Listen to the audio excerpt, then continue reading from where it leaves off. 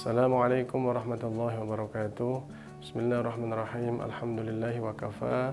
Assalatu wassalamu ala sayyidina al-Mustafa wa ala alihi wa ashabihi ahli sidqi wal wafa, amma ba'd. Para pemirsa Web TV dimanapun Anda berada, alhamdulillah wa syukurlah pada kesempatan kali ini kita masih diberikan kesempatan kesehatan sehingga bisa melaksanakan rutinitas puasa kita. Semoga puasa kita senantiasa diterima oleh Allah Subhanahu wa taala. Amin Allahumma amin. Dalam kesempatan kali ini saya akan sedikit menjelaskan tentang bagaimana kita tidak berlebihan dalam mengidolakan seorang. Jadi sebenarnya kita sebagai seorang manusia yang normal, biasanya kita itu mengidolakan atau menyukai, atau bahasa anak muda itu fans ya sama seseorang atau tokoh yang kita fani itu atau kita idolakan tersebut. Nah, bagaimana dalam konteks Islam, dalam kata idola itu atau bahasa katanya itu kalau asalkan tidak berlebihan ya. Kalau berlebihan itu namanya ghulu ya. Ghulu itu mengidolakan seorang tetapi dengan cara yang berlebihan. Atau dalam bahasa Indonesianya ada kata kultus ya. Jadi kultus kita memspesifikasi seseorang atau mengidolakan seseorang tetapi dengan cara berlebihan ya. Kultus berlebihan ya. Tapi kalau dalam konteks Islam sebenarnya ghulu itu tidak diperbolehkan ya. Karena konteksnya kalau sama manusia itu pasti ada kekurangannya. Kecuali kita mengidolakan sosok Nabi kita, Nabi Agung Muhammad SAW. Itu merupakan sesuatu yang seharusnya malah kita utamakan. Tetapi biasanya anak muda zaman sekarang itu tidak ya. Anak muda itu muslim, orang yang beriman. Tetapi mengidolakannya malah orang-orang yang notabene adalah non-muslim ya. Orang Korea, orang Amerika, orang Jepang dan lain sebagainya, yang mana mereka kehidupannya saja, perilakunya saja tidak sesuai dengan ajaran Islam. Nah, ini kan kadang keliru ya. Padahal di dalam Islam ada seorang yang pernah menulis buku ya. Walaupun orang itu non-muslim, tetapi beliau pernah mengarang buku yang judulnya adalah The 100 of Ranking of the Most Influential Person in the History. Jadi 100 orang yang paling berpengaruh di dunia ini. Yang menulis namanya Michael Hart ya, sekitar tahun 90-an. Jadi beliau itu menempatkan sosok Nabi Agung Muhammad SAW sebagai orang yang paling berpengaruh nomor 1 ya. Jadi ranking 1 di dunia ini. Berarti Nabi Muhammad SAW adalah sosok yang patut kita idolakan.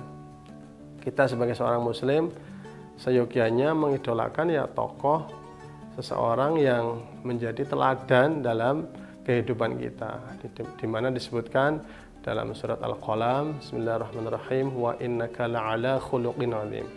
Jadi dalam diri Rasulullah adalah terdapat akhlak atau perangai yang agung, yang luhur, yang harus kita ikuti atau kita contoh dalam kehidupan sehari-hari.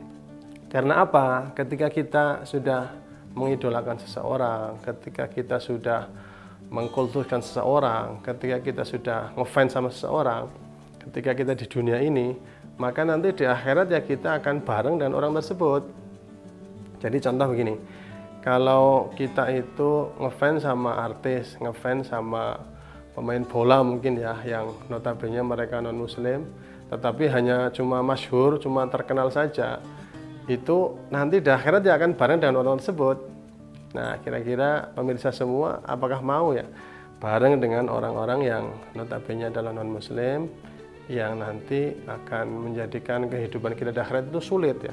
Kalau di dunia ya mungkin bahagia-bahagia saja, kalau dilihat dari gaya rambutnya, dari stylenya, dari perilakunya, itu mungkin bahagia karena kita merasa bangga ya meniru orang yang kita idolakan.